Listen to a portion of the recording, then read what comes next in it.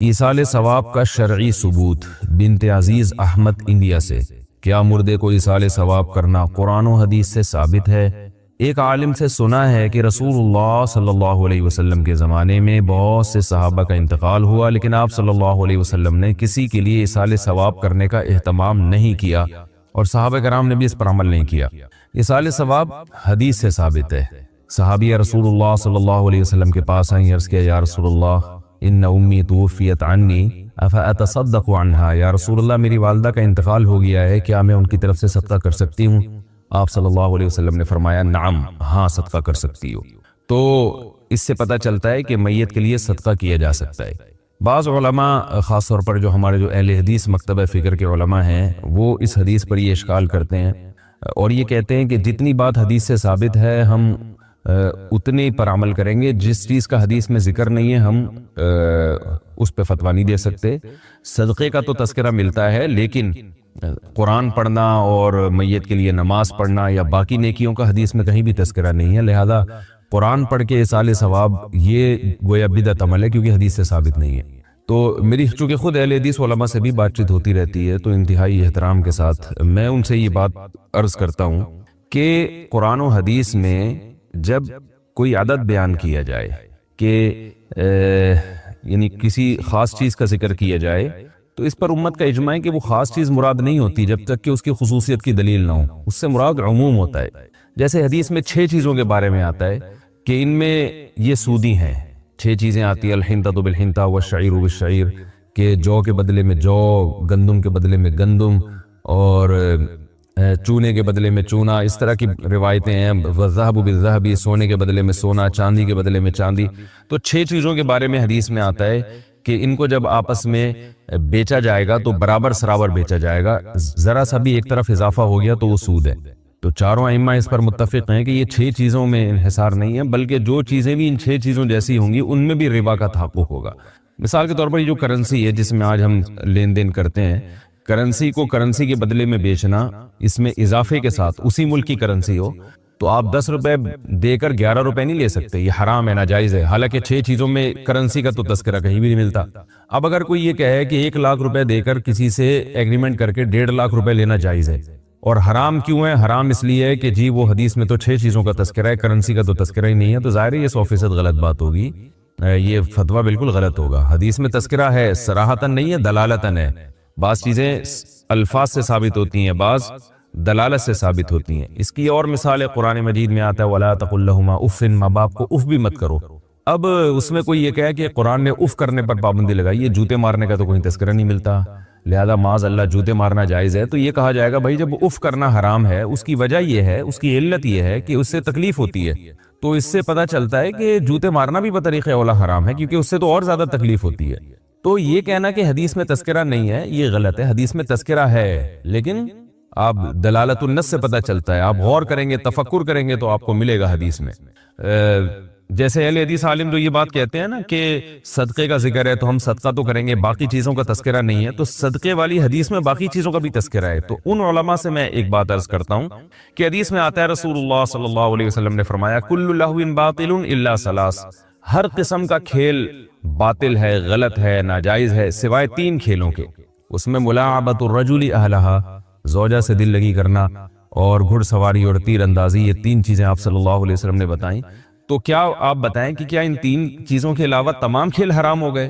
Cricket کھیلنا بھی حرام ہو گیا، فٹ بال کھیلنا بھی حرام ہو گیا، اور اگر کوئی یہ دلیل دے کہ کرکٹ کھیلنا بھی حرام ہے، فٹ بال کھیلنا بھی حرام ہے، بیڈمنٹن کھیلنا بھی حرام ہے، اور دلیل یہ دے کہ حدیث میں صرف 3 چیزوں کا تذکرہ ہے، تیر اندازی، گھڑ سواری اور زوجہ کے ساتھ دل لگی، تو جب 3 چیزوں کا تذکرہ ہے تو چوتھی چیز اگر کوئی کہے گا کہ وہ حلال ہے تو اپنی طرف سے وہ حلال کر رہا ہے، اور قرآن میں آتا ہے کہ اپنی طرف سے چیزوں کو حلال و حرام مت کرو، تو قرآن کی آیتیں تو بہت پڑھ لی جائیں گی، لیکن یہ آیتیں غلط جگہ پڑھی جا رہی ہیں، یہ ان کا موقع نہیں ہے۔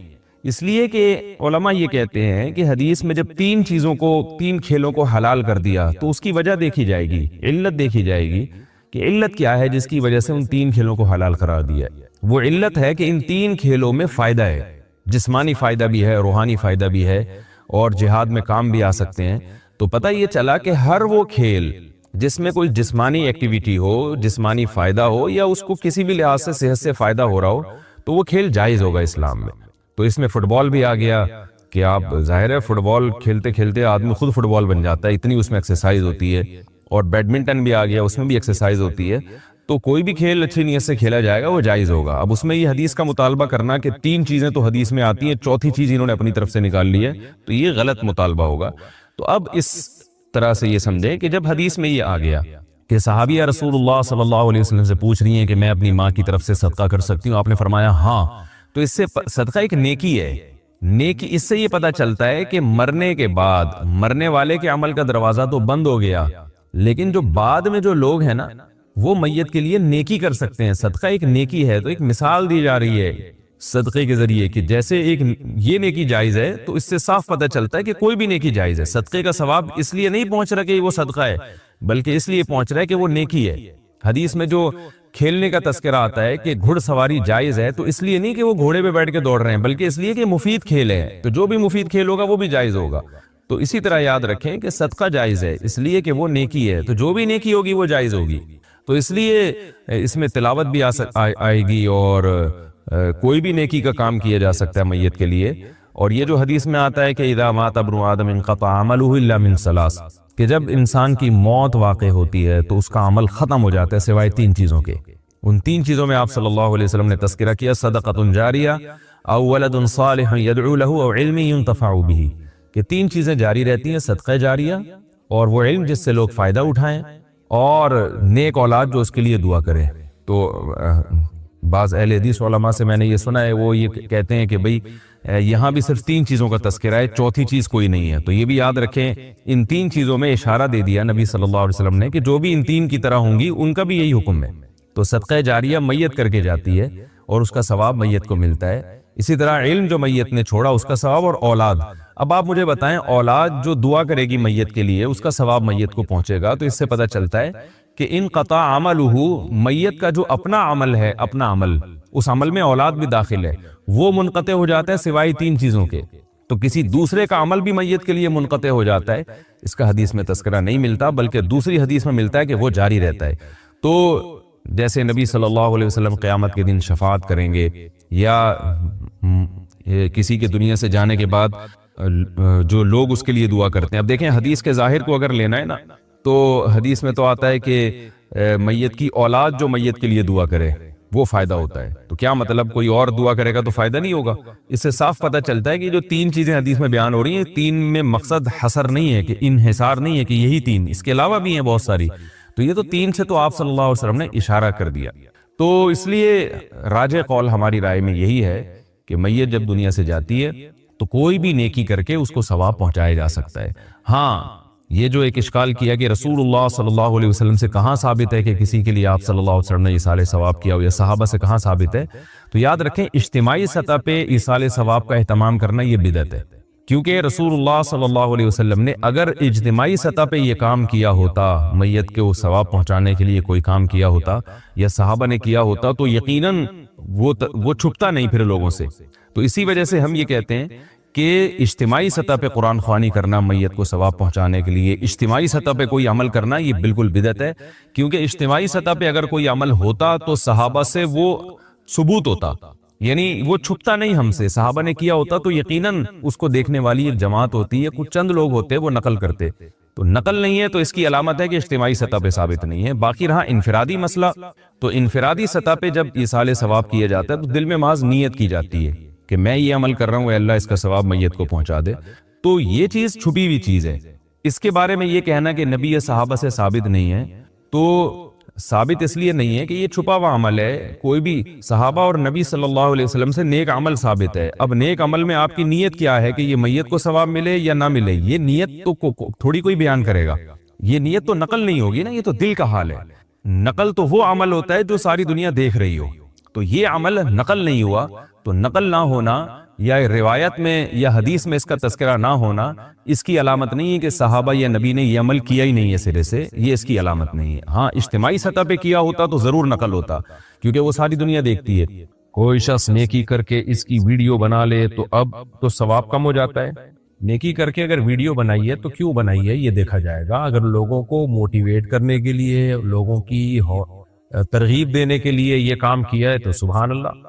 قرآن کہتا ہے نا جو لوگ اللہ کی راہ میں اپنا مال خرچ کرتے ہیں سرن و علانیتن، لوگوں کو دکھا کے بھی اور خفیہ بھی، تو مال جب چھپ کے خرچ کرتے ہیں، تصدقہ بیمین، دائیں ہاتھ سے صدقہ کیا، حتی لا تخفى حتی لا تعلم شمالہ ما تنفق یمینہ، کہ اس کے بائیں ہاتھ کو بھی پتہ نہ ہو کہ دائیں نے کیا خرچ کیا ہے، تو اس پہ بھی اخلاص کا ثواب ملتا ہے۔ لیکن قرآن کہتا ہے لوگوں کو دکھا کے بھی خرچ کرو، کیونکہ دکھا کے خرچ کرو گے تو لوگوں کو ترغیب ہوگی۔ تو ریا دل کی کیفیت کا نام ہے، اب دل میں کس کے کیا ہے یہ اللہ ہی بہتر جانتا ہے۔ ہمیں تو حکم یہی ہے کہ کوئی بھی اگر دکھا کے نیکی کر رہا ہے تو ہم یہ سمجھیں کہ وہ لوگوں کو ترغیب دینے کے لیے دکھا رہا ہے تاکہ لوگ بھی کریں، تو اس لیے دکھا کے بھی کر سکتے ہیں نیکی، چھپا کے بھی کر سکتے ہیں، آپ کے دل کی بات ہے۔ ہاں اگر دکھایا اس لیے تاکہ لوگ تعریف کریں، لوگ کہیں واہ واہ بڑا نیک آدمی ہے، تو پھر یہ ریاکاری ہے بھائی، پھر جائز نہیں ہے۔ پڑوسی کا درخت ہمارے آنگن میں جھک کر پھل گراتا ہے، سبحان اللہ، کتنا نیک درخت ہے، کیا وہ اٹھا سکتے ہیں؟ جھک کے پھل گراتا ہے، نہیں ہے بھائی، وہ خود بخود گریوٹی کی وجہ سے، نیوٹن کا جو لا ہے اس کی وجہ سے آپ کے زمین پہ وہ درخت وہ پھل آ جاتا ہے۔ درخت اتنا نیک نہیں ہے کہ وہ لگایا اسے کسی اور نے اور پھل آپ کو کھلا رہا ہو، تو جو درخت کا مالک ہوتا ہے وہی پھل کا مالک بھی ہوتا ہے۔ تو جن کا درخت ہے آپ ان سے پوچھ لیں کہ بھائی ہمارے ہاں آپ کے درخت کے پھل گر رہے ہیں، آپ ہمیں اجازت دے دیں ہم کھا لیں، اور اگر آپ اجازت نہیں دیتے تو کائنڈلی اٹھا لیا کریں اس کو، یہ ہمیں بتا دیں ہم کہاں رکھ دیں۔ پالتو خرگوش سالن کے لیے کاٹنا جائز ہے؟ جی، خرگوش جنگلی ہو یا پالتو ہو، کھانے کے لیے اس کو ذبح کیا جا سکتا ہے، جیسے کہ مرغی آپ نے پالی بھی ہو، جب کوئی مہمان آتے ہیں تو کاٹ کے کھا جاتے ہیں۔ بکرا پالا ہوا ہو، گاؤں میں لوگوں نے پالے ہوئے ہوتے ہیں بکرے، ریوڑ ہوتے ہیں ان کے، ہم کوئی مہمان جاتا ہے تو بکرا کٹ جاتا ہے، تو ایسے ہی خرگوش بھی اللہ کی مخلوق ہے، حلال جانور ہے، اگر کھانے کا دل چاہ رہا ہے تو آپ ذبح کر کے کھا سکتے، اس کو کوئی حرج نہیں ہے۔ لیکن خرگوش میں ایک چیز کیا کرے، خرگوش ہے بڑا بزدل جانور، میں نے خرگوش پالے ہیں میں نے، اور بہت ڈرپوک سا جانور ہے، تو خرگوش کو ایک خرگوش کو دوسرے خرگوش کے سامنے ذبح نہ کریں، اس کو ذرا جس کو ذبح کرنا ہے الگ لے جائیں، کیونکہ بیچارہ اتنا معصوم سا اتنا ڈرپوک سا جانور ہے، جب یہ دوسرے خرگوش کو ذبح ہوتا ہوئے دیکھے گا نا تو ان کی بیچارے کی ویسی جان نکل جائے گی۔ تو یہ ڈرپوک سا جانور ہے، اس لیے تھوڑا رحم کھانا چاہیے جانوروں کے اوپر، تو ذبح کریں، کھائیں، اللہ نے ہمارے لیے پیدا کیا ہے۔ لما تحرم ما احل اللہ لک، جس چیز کو اللہ نے حلال کیا اس کو کیوں حرام کرتے ہو اپنے اوپر؟ تو کھانے کا دل چاہ رہا ہے آپ کھا سکتے ہیں، لیکن میرا مشورہ ہے کہ جب خرگوش کو ذبح کرنا ہو تو تھوڑا سا دوسرے خرگوشوں سے دور لے کے جائیں اس کو، یہ ڈرپوک بہت زیادہ ہے۔ گائے کے سامنے گائے ذبح کریں گے، وہ گائے کو کچھ نہیں ہوتا، بقرعید میں دیکھیں اجتماعی قربانیاں ہوتی ہے، ایک گائے ذبح ہو رہی ہوتی ہے، دوسری وہاں گنگنا رہی ہوتی ہے، دم ہلا رہی ہوتی ہے، پتہ نہیں کوئی پرانے زمانے کا اس کو جیسے نہیں پرانے گانے گا کے گنگنا رہے ہوتے ہیں، ایسے گنگنا رہی ہوتی ہے، اس کو پتہ ہی نہیں چلتا بیچاری کو۔ لیکن خرگوش جو ہے نا تھوڑا ڈرپوک بہت زیادہ ہے۔ اگر والدین اولاد کے نکاح میں غیر ضروری تاخیر کریں تو لڑکا لڑکی کچھ کر سکتے ہیں؟ دیکھیں، لڑکے کے نکاح میں اگر غیر ضروری تاخیر کر رہے ہیں اور لڑکا کماتا بھی ہے تو پھر تو خود شادی کر سکتا ہے، وہ ماں باپ کی پھر ایسی صورت میں پرمیشن ضروری نہیں ہے۔ لیکن لڑکی کو یہ مشورہ نہیں دیا جا سکتا کہ وہ والدین کی پرمیشن کے بغیر گھر سے بھاگ کے شادی کرے یا چھپ کے نکاح کرے۔ وجہ اس کی یہ ہے کہ لڑکیوں کو پھر وہ لڑکے بے وقوف بناتے ہیں، جب فیملی انوالو نہیں ہوتی اور لڑکا لڑکی سے شادی کر لیتا ہے چھپ کے، تو بہت سارے کیسز تو میرے پاس آ چکے ہیں جن کو میں نے منع بھی کیا تھا لڑکیوں کو یہ کام مت کرو، مگر ان کو دماغ خراب تھا، انہوں نے کیا، اور بعد میں جو لڑکے نے لٹکایا ہے ان کو، کیونکہ جب لڑکے کی خواہش پوری ہو جاتی ہے پھر اس کو وہ پھر جان چھڑانے کی کرتا ہے، طلاق بھی نہیں دیتا بعض دفعہ، پھر لڑکی گھر میں بتا نہیں سکتی، 20 مسائل ہیں، تو اپنی زندگی کو عذاب میں نہیں ڈالنا چاہیے۔ اس لیے لڑکی اگر ایجڈ ہو گئی ہے، عمر زیادہ ہو گئی ہے، پھر تو ایک الگ بات ہے، پھر بھی کورٹ میرج کرے، لیکن اگر نو عمر لڑکی ہے، ابھی کوئی ابھی قریب البلوغ ہے یا یعنی مطلب بالغ ابھی ہوئی ہے، تو ایسی نو عمر لڑکیوں کو قطعاً یہ مشورہ نہیں دیا جا سکتا، ان کے ماں باپ ہی کو فورس کیا جائے گا، باپ کو بلکہ، کہ آپ اس کی شادی کرو، تاخیر نہیں کرو، گنہگار ہو گئے آپ، وہ دلچسپی نہیں لیتا تو اس کو ٹارچر کیا جائے گا، ٹارچر مطلب ذہنی ٹارچر، بار بار اس پہ دباؤ ڈالا جائے کہ تم کرو اپنی بیٹی کی شادی۔ لیکن اس کچی عمر میں لڑکیوں کو میں کبھی بھی مشورہ نہیں دیتا کہ باپ کی مرضی کے بغیر آپ چھپ کے نکاح کر لو، اس کے سائیڈ ایفیکٹ بہت ڈینجرس ہیں، بہت خطرناک ہیں۔ سوشل میڈیا پر کسی کے خلاف طنزیہ میمز بنانا گناہ ہے؟ جی بالکل گناہ ہے۔ قرآن میں اللہ نے حکم دیا کہ کوئی قوم کسی قوم کا مذاق نہ اڑائے، اور یہ بھی اللہ نے حکم دیا کہ ایک دوسرے کا بے تانے نہ دیا کرو، طنز نہ کیا کرو۔ تو آج کل میمز بنا کے لوگوں کو بہت بے عزت کیا جاتا ہے، بہت عزتیں اچھالی جاتی ہیں، یہ طریقہ ٹھیک نہیں ہے۔ ہاں میمز میں اگر مزاح ہے اور جس کی میم بن رہی ہے اس کو کوئی برا نہیں لگ رہا، ایک مزاح کا پہلو ہے اس میں، وہ بعض میم میں دستی ہوتی ہے اس میں سامنے والے کو برا نہیں لگ رہا ہوتا، بے عزتی فیل نہیں ہوتی اس کو، یعنی اس میں کوئی بے عزتی والی چیز نہیں ہوتی، اس طرح کی ہو تو ایک الگ بات ہے۔ میسج کرنا درست ہے السلام علیکم غیر محرم کو، یعنی سوال انہوں نے پوچھا غیر محرم کو السلام علیکم کا میسج کرنا درست ہے؟ غیر محرم سے اگر کسی ضرورت سے بات کرنی پڑے تو پھر سلام کر سکتے ہیں، چاہے میسج ہو یا زبان سے ہو، بلا وجہ خام خام میں السلام علیکم کر کے اس کو اپنی طرف متوجہ کرنا یہ ٹھیک نہیں ہے۔ والد کے انتقال کے بعد قرضہ اتارنے کی ذمہ داری کس کی بنتی ہے؟ والد پر اگر قرضہ تھا تو ان کی وراثت سے قرضہ ادا کیا جائے گا، پہلے وراثت میں سے قرضہ ادا ہوگا پھر وراثت اولاد میں تقسیم ہوگی، اور اگر والد صاحب نے پیسے ہی نہیں چھوڑے قرضہ ادا کرنے کے لیے تو پھر اولاد پر ابا کا قرضہ ادا کرنا لازم نہیں ہے، یعنی جتنا ابا کا ترکہ ہے وہ قرضے میں جائے گا، تو قرضہ ہو گیا تو ٹھیک ہے، بچ گیا تو بس گیا ہوا، باقی اولاد اپنی خوشی سے اپنے والدین کا قرضہ ادا کر دے تو ایک الگ بات ہے۔ یعنی کسی کا قرضہ شریعت میں کسی دوسرے پر ادا کرنا لازم نہیں ہے، ہر شخص کا قرضہ اس کے مال میں سے ادا کیا جائے گا، اس کا مال اگر اتنا ہے کہ ادا ہو جائے تو ٹھیک ہے، نہیں ہے تو بس آخرت میں ہوگا، پھر وہ دنیا میں نہیں ہوتا۔ البتہ اولاد اپنے باپ پر احسان کرتے ہوئے خوش دلی سے اگر ابا کا قرضہ اپنے پیسوں سے ادا کر دے تو یہ بہت ثواب کی بات ہے، لیکن لازم نہیں ہے۔ عورت اپنے زیور کی زکوٰۃ شوہر سے دلوائے تو وہ ادا ہو جاتی ہے؟ ہاں اگر شوہر کہہ دے کہ ٹھیک ہے میں اب تمہارے زیور کی زکوٰۃ دے رہا ہوں تو ادا ہو جائے گی زکوٰۃ، لیکن اگر شوہر نے بیوی کی اجازت کے بغیر زکوٰۃ ادا کر دی، بعد میں بتایا کہ میں نے تمہارے زیور کی زکوٰۃ ادا کر دی ہے، تو پھر زکوٰۃ ادا نہیں ہوگی، پہلے پرمیشن لینا ضروری ہے، یا ہمیشہ کے لیے عورت شوہر کو پرمیشن دے دے کہ ہر سال میرے زیور کی آپ زکوٰۃ ادا کر دیا کریں، تو پھر ہر دفعہ پرمیشن لینا ضروری نہیں ہے۔ گھر صفائی کے دوران جائے نماز پر پاؤں پڑ جائے تو کیا جائے نماز دھونی پڑے گی؟ نہیں جناب۔ موبائل پر بازی لگانے والے چیلنج گیمز کھیلنا کیسا ہے؟ ناجائز ہے بھائی، جوا ہے، چیلنج گیم کھیلتے ہیں، جو جیت جائے اس کو پیسے ملتے ہیں، جو ہار گیا اس کے پیسے ڈوب گئے، یہ جائز نہیں ہے۔ اگر بیوی کے رشتہ دار شوہر سے پیسے مانگیں تو کیا انکار کرنا غلط ہے؟ نہیں، آپ کی مرضی، آپ پیسے دیں نہ دیں آپ کی مرضی ہے بھائی، جس کا پیسہ ہے اس کی اللہ نے اس کو اختیار دیا ہے۔ ہاں کوئی بیچارہ اتنا کمزور ہو گیا ہو کہ بھوک سے مر رہا ہو تو پھر بھی شریعت میں یہ ہے کہ قریبی رشتہ دار پر لازم ہو جائے گا کہ وہ اس کا خرچہ اٹھائے۔ دیکھیں اصول شریعت میں یہ ہے کہ جب بھی آپ محتاج ہوتے ہو، آپ کے پاس بنیادی نان نفقے کا ہی انتظام ختم ہو جائے، بنیادی چیز کیا ہے؟ خوراک 2 ٹائم کی اور رہائش کا انتظام، یہ 2 چیزیں، اور لباس، یہ 3 چیزیں ہر انسان کی بیسک ضرورت ہے، یعنی جس کو ہم کہتے ہیں روٹی، کپڑا اور مکان، یہ 3 چیزیں بنیادی ضرورتیں ہیں۔ مکان کا مطلب کوئی لگژری نہیں جہاں تمیز سے عزت کے ساتھ سر چھپانے کی آپ کو جگہ مل جائے، نارمل درجے کا مکان، یہ 3 چیزیں بنیادی ضرورت ہیں۔ اگر کسی کو کمانے کے باوجود وہ 3 چیزیں پوری نہیں ہو پا رہی یا اس کی جاب ہی نہیں لگ رہی ہے تو پھر شریعت میں یہ ہے کہ اس کا خرچہ اس کے وارثین پر آتا ہے، یعنی دیکھا جائے گا یہ اگر مر جائے تو اس کے وارثین کو کتنی وراثت ملتی اس کی وراثت میں سے، تو جو اس کے وارث بن رہے ہیں ان پر اس کا نان نفقہ واجب ہو جائے گا۔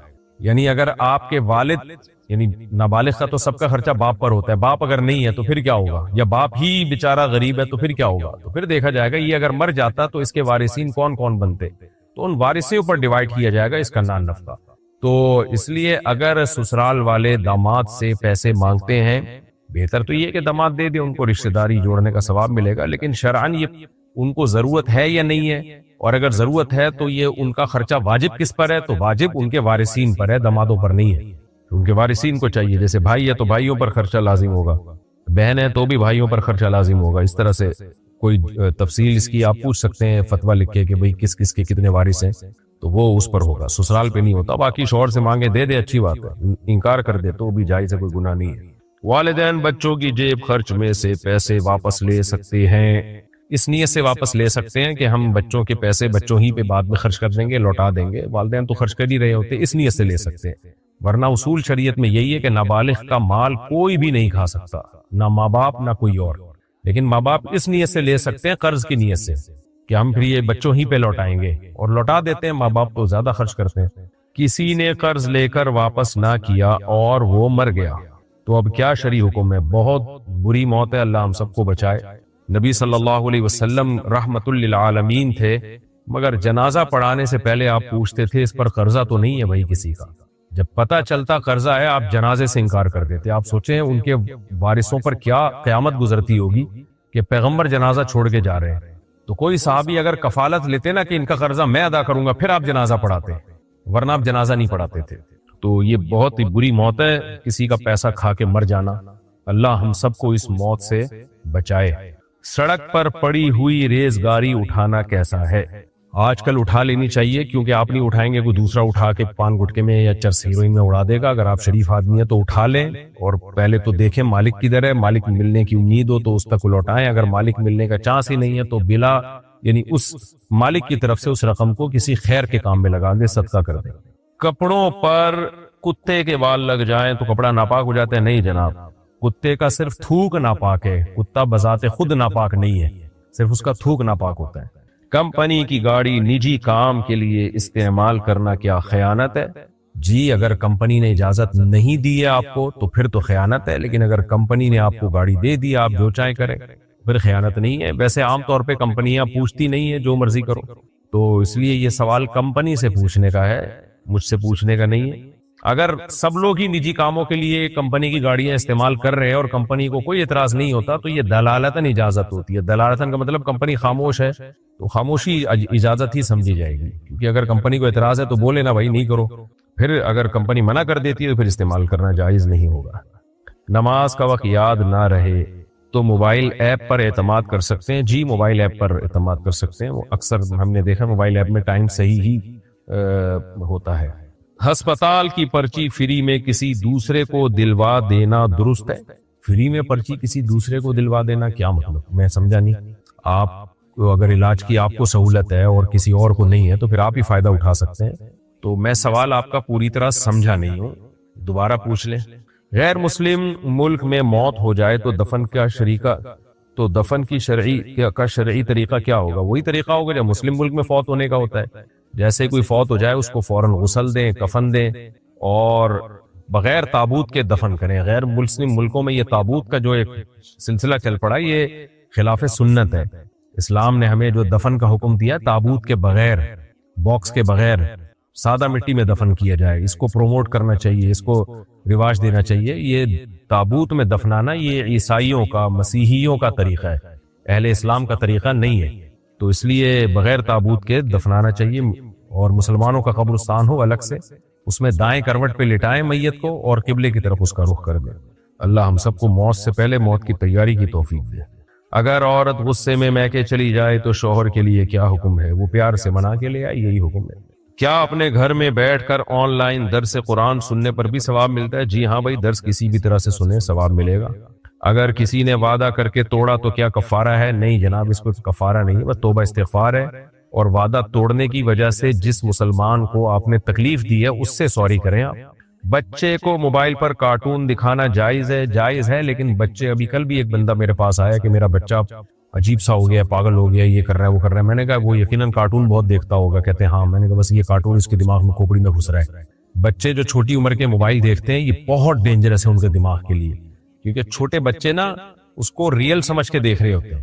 اب آپ تھوڑی دیر کے لیے فرض کر لیں کہ میرے اور آپ کے دائیں بائیں کارٹون ہی گھومنا شروع کر دیں، انسان کم ہو، تو ایک ہفتے بعد ہماری دماغی حالت کیا ہوگی؟ لیکن ہم جب موبائل پہ دیکھتے ہیں تو ہمیں پتہ ہے یہ اوریجنل نہیں ہے، یہ تو بنائی ہوئی چیز ہے۔ بچہ نہیں یہ سمجھ رہا ہوتا، بچے کے دماغ پہ یہ جو میڈیا پہ جو اسکرین پہ جو کچھ دیکھ رہا ہوتا ہے وہ اس کے دماغ میں گھس رہا ہوتا ہے، وہی اس کو خوابوں میں آ رہی ہوتی ہیں وہ چیزیں، وہی جاگتی حالت میں وہ اب نارمل ہونے لگتا ہے۔ تو اس لیے اب تو سارے ڈاکٹر بہت سختی سے، جو نفسیات کے ڈاکٹر ہیں، منع کر رہے ہیں کہ بچوں کو اسکرین سے دور رکھیں آپ۔ انہوں نے لمٹ بتائی ہے کہ اتنی عمر کے بچے کو کم سے زیادہ اتنی دیر تک آپ اسکرین پہ بٹھا سکتے ہیں، تو یوٹیوب پہ سرچ کریں آپ کو پوری تفصیل مل جائے گی۔ لیکن بچوں کو کارٹون دکھانا بہرحال نقصان دہ ہے۔ کھانے پر بسم اللہ بھول جائے تو بعد میں پڑھنا کافی ہے؟ جی حدیث میں آتا ہے کہ اگر آپ کھانے پر بسم اللہ پڑھنا بھول جائیں، جب یاد آئے تو آپ یوں کہیں بسم اللہ اولہ و آخرہ، اس طرح پڑھیں۔ آپ صلی اللہ علیہ وسلم نے فرمایا کہ جب تم کھانے میں بسم اللہ کے بغیر کھانا کھاتے ہو تو شیطان بھی شریک ہو جاتا ہے، اور اگر بیچ میں تم نے پڑھ لیا بسم اللہ اولہ و آخرہ تو جتنا شیطان نے کھایا وہ جا کے جو ہے نا قے کر دیتا ہے، وہ نکال دیتا ہے، وہ کہتا ہے سارا میرا کھانا تو نے بیڑا غرق کر دیا۔ تو اللہ کا نام لینے سے شیطان بھاگتا ہے وہاں سے، تو اس لیے اگر بھول جائے تو بیچ میں پڑھ لیں جب یاد آئے۔ بوڑھے والدین کو اولڈ ہوم میں رکھنا کب جائز ہوتا ہے؟ بوڑھے والدین کو اولڈ ہوم میں رکھنا جائز نہیں ہے، والدین کو گھر میں رکھیں۔ یہ جو انگریزوں نے نا، اور ہمارے جو دیسی لبرل ہوتے ہیں وہیں جا کے انہی کے ماحول میں ڈھل جاتے ہیں، ان کی ہر برائی کو ایک اچھا لیبل لگا دیتے ہیں۔ تو وہ کہتے ہیں کہ جی اولڈ ہوم میں ان کی بڑی اچھی کیئر ہوتی ہے اور بہت صحیح رہتے ہیں وہاں، وہ کیرم بورڈ کھیلتے ہیں وہاں۔ تو ان سے میں کہتا ہوں تمہارا کتا جب بوڑھا ہو جایا کرے نا تو اس کو بھی اولڈ ہاؤس میں رکھا کرو، وہاں بھی اس کی بڑی اچھی کیئر ہوگی۔ کتے کو کیوں نہیں رکھتے؟ اس لیے کہ کتے سے محبت ہے، چاہتے ہیں کتا ہمارے ساتھ رہے۔ تو والدین کو صرف کیئر کی ضرورت نہیں ہے، ہو سکتا ہے وہ اولڈ ہاؤس میں گھر سے زیادہ اچھی کیئر ہو۔ والدین کو، بوڑھوں کو محبت کی ضرورت ہوتی ہے، تنہائی ان کو کاٹتی ہے۔ وہاں ان کو اپنے جیسے بوڑھے تو مل گئے لیکن اولاد تو نہیں ملی نا جن کو پالا ساری زندگی انہوں نے۔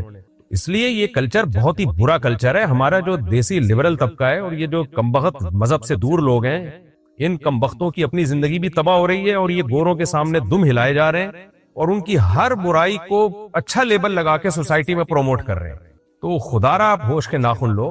تو جب بھی کوئی کہا کرے نا بوڑھے کو اولڈ ہاؤس میں رکھو، بولو تو کمبخت تو اپنے کتے کو اولڈ ہاؤس میں لا کے جم، وہاں اس کی بڑی اچھی کیئر ہوگی۔ کتے کو تو چپکایا ہوا ہے ساتھ میں ہر وقت۔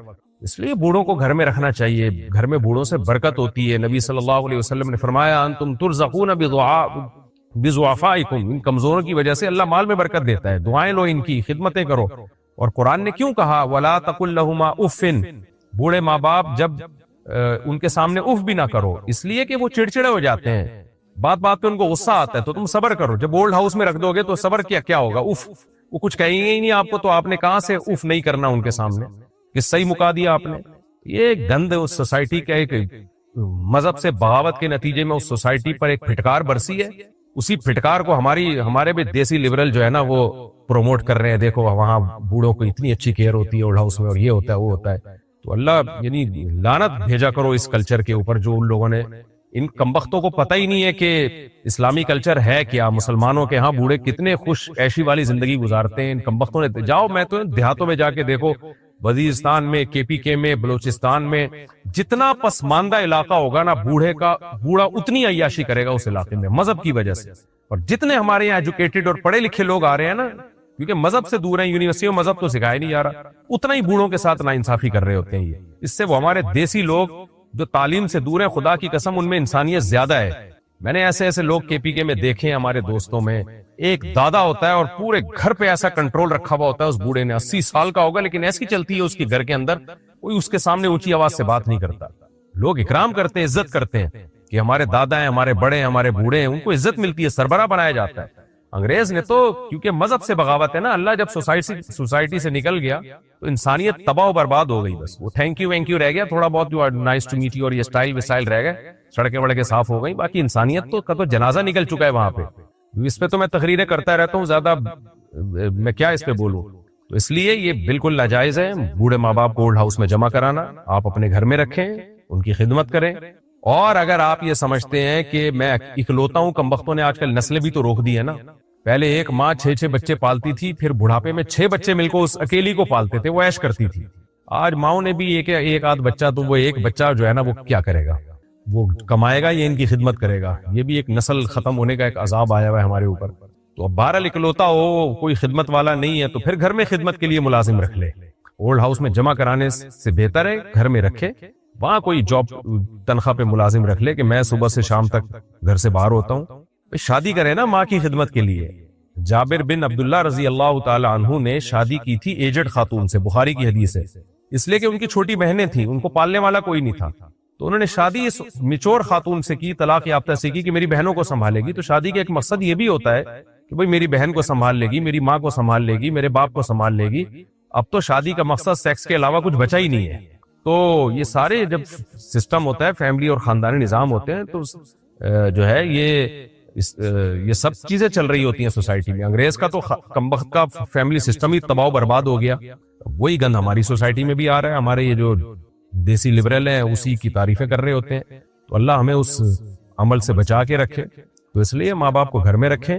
اگر آپ اکیلے ہیں، خدمت نہیں کر سکتے، ایک شادی اور کر لیں ماں کی۔ اگر آپ کی بیگم خدمت نہیں کر رہی ہے نا، سنبھال نہیں رہی ہے، تو بیگم سے بولیں ٹھیک ہے میں تمہیں الگ گھر لے کے دیتا ہوں، اماں کی خدمت کے لیے میں ایک شادی اور کر رہا ہوں۔ اور جہاں شادی کریں اس کو پہلے بتا دیں، بھائی میں کر اس لیے رہا ہوں کہ میرے ماں باپ کی تم نے خدمت کرنی ہے، ان کی خدمت والا کوئی نہیں ہے۔ انشاءاللہ خاندانی لڑکی آپ کو مل جائے گی۔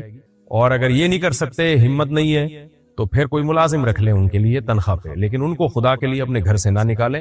بہت ہی لانتی عمل ہے. اور پھر بھی کسی دیسی لبرل کو جو وہاں جا کے یورپ میں جا کے ولاگ بناتا ہے کہ یہاں گورے اولڈ ہاؤس میں رکھتے ہیں، دیکھیں ایکچولی کر کے ٹوپی ڈرامہ بکواس کرتا ہے وہ، کہ دیکھیں کتنی کیئر ہوتی ہے، تو اس سے بولے تو اپنے کمبخت اپنے کتے گورے سے بول اپنا کتا بوڑھا ہو جائے نا، اس کتے کو جمع کرا دے اولڈ ہاؤس میں جا کے. تو وہ نہیں کبھی کرائے گا کتے کو، کتا ہمیشہ اس کے ساتھ بستر پہ سوئے گا، اس لیے نہیں کرائے گا، کتے سے محبت ہے. اللہ ہدایت دے. مسجد میں چندے کے پیسے سے انتظامیہ لنچ کرے تو کیسا ہے؟ لا حول ولا قوت الا باللہ. بالکل جائز نہیں ہے. چندے کے پیسے سے انتظامیہ کے لیے لنچ کرنا بالکل بھی جائز نہیں ہے. چندے کے پیسے مسجد میں لگیں گے، پنکھے میں لگیں گے، گیس بجلی کے بل میں لگے گا، انتظامیہ کی دعوتوں میں کیوں لگے گا بھائی؟ غیر محرم سے آنکھ مل جائے تو کیا گناہ لکھا جاتا ہے؟ غیر اختیاری طور پہ آنکھ ہی کیوں ملی ہے بھائی؟ اس کی آنکھوں سے آنکھیں کیوں ملی؟ غیر اختیاری طور پہ کبھی چہرے پہ نظر پڑ جاتی ہے، کبھی باڈی پہ نظر پڑ جاتی ہے، ڈائریکٹ آنکھوں پہ جا کے اتنا زبردست نشانہ کیوں ہے آپ کا؟ بہرحال غیر اختیاری طور پر اگر نظر پڑ گئی ہے تو جائز، معاف ہے، یعنی گناہ نہیں ہے اس میں. سونے کی انگوٹھی، یہ دیکھو غیر اختیاری بھی ڈائریکٹ آنکھ سے آنکھ ٹکرائی ہے جا کے. سونے کی انگوٹھی پہننے والے مرد کی نماز قبول ہوتی ہے؟ مکروہ تحریمی ہے سونے کی انگوٹھی پہن کے نماز پڑھنا، جائز نہیں ہے. فرض تو ادا ہو جائے گا لیکن نماز کی برکت ختم ہو جائے گی. اس لیے اگر اول تو سونا پہننا مرد کے لیے حرام ہے، ناجائز ہے. اگر کسی نے پہنا ہوئی ہے تو کم از کم نماز کے وقت اس کو اتار دے. مجبوری میں جھوٹ بولنے پر بھی گناہ ملتا ہے. کس نوعیت کی مجبوری ہے؟ جان کا خوف ہے، کیا ہے؟ تو ایسے تو سب جو بھی جھوٹ بول رہا ہوتا ہے کوئی نہ کوئی مجبوری تو ہوتی ہے. اللہ نے فرمایا لعنت اللہ علی الکاذبین، جھوٹ بولنے والوں پر لعنت ہے. باقی اگر کوئی ظلم ہو رہا ہو سنگین نوعیت کا اور کوئی خامخواہ میں آپ کو تنگ کر رہا ہو تو وہ جب تک وہ نوعیت پتہ نہیں چلے گی، جان بچانے کے لیے مثال کے طور پر آپ، یعنی یہ اس صورت میں کہ آپ حق پر ہوں، آپ باطل پر نہیں، حق پر ہیں، اور کوئی بلا وجہ آپ کو خطرہ ہے کہ سچ بولوں گا تو مجھے ٹارچر کرے گا. اس کی مثال ایسے جیسے کوئی فقہاء نے لکھا ہے کہ حکومت آپ کو بلاتی ہے. پہلے زمانے میں جیسے بادشاہ ہوتے تھے نا، بادشاہ نے بلایا اور کہا تم نے زنا تو نہیں کیا. اب آپ کو پتا ہے میں نے اگر اقرار کر لیا تو بادشاہ مجھ پہ حد جاری کرے گا. اور شریعت میں یہ نہیں ہے کہ آپ کسی کے گناہ کے بارے میں تجسس کریں، بلا وجہ وہ آپ کو قتل بھی کر سکتا ہے، رجم بھی کر سکتا ہے. تو ایسے موقع پہ گنجائش ہے آپ بول دو نہیں کیا، اور تعویل کر لو کوئی کہ کیا یعنی نہیں کرنا، یعنی توریہ کر لو. آپ توریہ کا مطلب گول مول طریقے سے بات. وجہ اس کی ہے کہ بادشاہ کے پاس یہ اتھارٹی ہے ہی نہیں کہ وہ لوگوں سے خود بلا کے پوچھے آپ نے زنا تو نہیں کیا، آپ نے یہ تو نہیں کیا، آپ نے وہ گواہوں سے ثابت ہو جائے تو الگ بات ہے. تو کسی کی پرائیویسی میں گھسنے کی شریعت نے کسی کو اجازت ہی نہیں دی. ایسے موقع پہ گول مول طریقے سے بات کو گھمایا جا سکتا ہے. عورت کو اپنی جائیداد بیچنے کے لیے شوہر کی اجازت ضروری ہے؟ نہیں، شوہر کی اجازت ضروری نہیں ہے، لیکن اگر شوہر صحیح شریف آدمی ہے، لالچی نہیں ہے، تو شوہر سے مشورہ ضرور لے لیا کرے. کیونکہ خواتین کو بیوقوف بنانا بہت آسان ہے. یہ بات سن کے خواتین کو غصہ تو بہت آتا ہے، لیکن جب پیسوں میں لوگ ان کو بیوقوف بنا کے ان سے پیسہ ہتھیاتے ہیں، وہ شوہر ہی بیوقوف بنا دیتا ہے بیوی کو. کاروبار کے نام پہ پیسہ لے گا، بیگم یہ پراپرٹی بیچو اور میں دیکھو اتنا کچھ بھی نہیں ہوتا، یہ سب بیکار کی باتیں. یا بیگم کو بیوقوف بنا دیا کسی نے خاتون کو کہ آپ پراپرٹی بیچ کے پیسہ دیں، میں کاروبار میں لگاؤں گا. تو پھر ایسے موقع پہ شوہر کا تجربہ ہوتا ہے، اس کو پتا ہے بھائی سب پیسہ کھا کے ہضم کر دیں گے، اس کا نقصان ہوگا. تو ایسے موقع پہ بعض دفعہ شوہر بیوی کو سختی سے منع کرتا ہے اس کے فائدے کے لیے. تو اس لیے بیوی کو ایسے موقع پہ شوہر کی اطاعت کرنی چاہیے.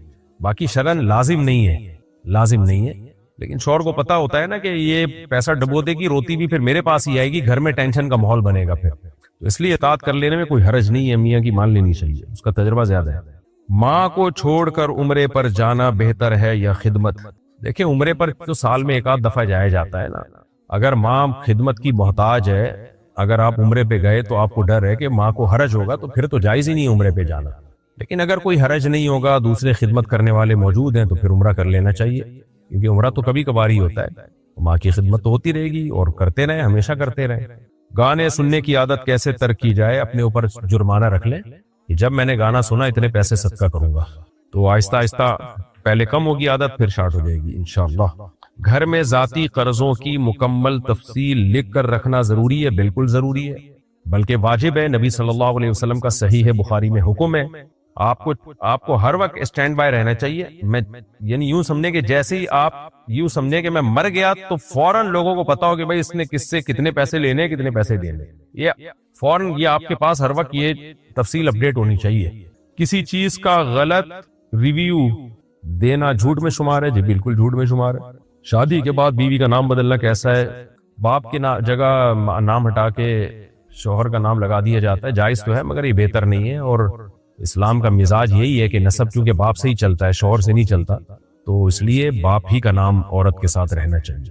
اور ویسے بھی نادرہ میں جب آپ ڈاکومنٹس بنائیں اور باپ کا نام ہٹا کے بیوی کے ساتھ شوہر کا نام ڈال دیا جائے تو اس کا ایک باہر ملکوں میں نقصان یہ ہوتا ہے کہ جو بیوی اگر ایجوکیٹڈ ہے، اس کی جتنی بھی ڈگریاں ہیں وہ باہر ملکوں میں کوئی بھی نہیں چلے گی، کیونکہ نام اس پہ کچھ اور لکھا ہوا ہوتا ہے ابا کے نام کے ساتھ، یہاں شوہر کا نام، تو وہ آگے ان کے لیے بڑے مسائل کھڑے ہو جاتے ہیں۔ تو اس لیے ابا ہی کا نام، پہلے میری رائے یہی تھی کہ شوہر کا نام ہو جانا چاہیے، لیکن بعد میں جب اس میں نے غور کیا اور اس پہ مسائل بھی آئے اور پھر شریعت کا مزاج بھی ہے، تو پھر یہی ہے کہ باپ ہی کا نام لگا رہنا چاہیے، نسب باپ سے ہی چلتا ہے۔ ویسے بھی رخصت ہو کے شوہر کے گھر جب آ گئی ہے تو اب تو ساری زندگی شوہر ہی کی اطاعت کرنی ہے، تو ابا کے نام ہی لگا رہ گیا بیچارے کا، تو اتنا تو ابا کو پروٹوکول ملنا چاہیے نا کہ اس کا نام لگا رہے اس کے نام کے ساتھ، تاکہ پتہ چل جائے وہ ابا وہی ہے بہرحال۔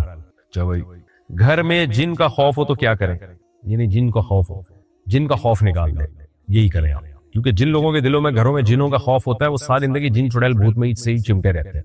تو بس سورہ بقرہ پڑھ لیا کریں، جب اللہ توفیق دے سورہ فلق سورہ ناس پڑھ کے رات کو دم کیا کریں، اس کے بعد جن آ بھی جائے تو رکھ کے چماٹ لگا دیں کھینچ کے، انشاءاللہ دوبارہ کبھی بھی نہیں آئے گا۔ ایک صاحب ایسی تھے، ان کو جن شیطان نظر آتے تھے اور بہت ڈر کے میرے پاس آئے، میں نے کہا اب آئے نا رکھ کے چماٹ لگا دا، کہہ رہے میں نے پکا ارادہ کیا اب آئے گا رکھ کے چماٹ لگاؤ، کہہ رہے اس کے بعد سے آئے ہی نہیں، ارادہ ہی کیا تھا حالانکہ چماٹ لگایا نہیں ابھی۔ عورت کے لیے اونچی آواز میں قہقہا لگانا یہ مسئلہ پہلے بھی آیا تھا، بس آداب کے خلاف ہے، باقی اتنی چیزوں پہ کنٹرول آج کل کس کا ہے بھائی، اگر گھر میں کوئی غیر مرد بھی نہیں ہے تو لگ ہی جاتا ہے سب کا کہکا، بس کوشش کرے گھر کی چار دیواری سے آواز باہر نہ جائے۔ کیا بہنوئی سے پردہ کرنا لازم ہے؟ جی بالکل لازم ہے، حدیث میں جو قریب کے محرم ہیں ان سے پردے کو زیادہ فرض قرار دیا ہے، تو بہنوئی غیر محرم ہے، آپ دیکھ لیں بہت ساری قوموں میں بہن سالیاں اور بھابھیوں سے پردہ نہیں، بھابھیوں کا اور سالیوں کا پردہ نہیں ہوتا بہنوئی اور دیور وغیرہ سے، اس کے کتنے برے اثرات ہوتے ہیں۔ اسلام پاکیزہ مذہب ہے، آپ کے لیے صرف آپ کی بیوی ہے بس، اس کے علاوہ کوئی عورت کے لیے جائز نہیں ہے غیر محرم کے لیے آپ کے سامنے آئے، نہ سالی آئے گی نہ بھابھی آئے گی۔ یہ کیا لکھا ہوا ہے؟ کسی کی فون کال بار بار ریجیکٹ کرنا کیا بدتمیزی میں آتا ہے؟ جب آپ نے ایک دفعہ ریجیکٹ کر دی، دو دفعہ ریجیکٹ کر دی، پھر بھی اس کا بار بار کال کرنا بدتمیزی میں آتا ہے، ریجیکٹ کرنا بدتمیزی میں نہیں آتا۔ جب اس کو پتا ہے بندہ ریجیکٹ کر رہا ہے تو کیوں کال کر رہا ہے بار بار؟ والدین اپنی اولاد میں برابری نہ کریں تو گنہگار ہوتے ہیں، یہ سخت مکروہ ہے، برا عمل ہے اولاد میں برابری نہ کرنا۔ باقی اس میں اختلاف ہے کہ گناہ ہوگا نہیں ہوگا، لیکن بہرحال حدیث میں اس پہ بڑی شدید وعید ہے، تو اس لیے احتیاط پر عمل کریں، فقہی مسئلے میں نہ پڑیں کہ مکروہ ہے یا ناجائز ہے یا حرام ہے، جب نبی صلی اللہ علیہ وسلم نے اس عمل کو ناپسند کیا ہے، اس لیے حتی الامکان اولاد میں بھی برابری کرنی چاہیے۔ آج کل ماں باپ کے ساتھ یہ بڑا مسئلہ ہے، ایک اتنا لاڈلا بن جاتا ہے وہ جو مرضی الٹا سیدھا کرتا رہے اسے کچھ بھی نہیں کہتے، اور ایک سے پتہ نہیں کیا ذاتی بغض ہو جاتا ہے، یہ ہم نے دیکھا ہے گھروں میں، اس کو بلا وجہ ٹارچر کرتے رہیں گے، تو یہ غلط ہے، اس سے اولاد کے دل میں جو ہے منفی جذبات پیدا ہوتے ہیں اور اولاد جو ہے اس سے بگڑتی ہے۔ بہت سے گھروں میں ماں باپ خود بگاڑ دیتے ہیں اپنی اولاد کو، ایسا نہیں کرنا چاہیے۔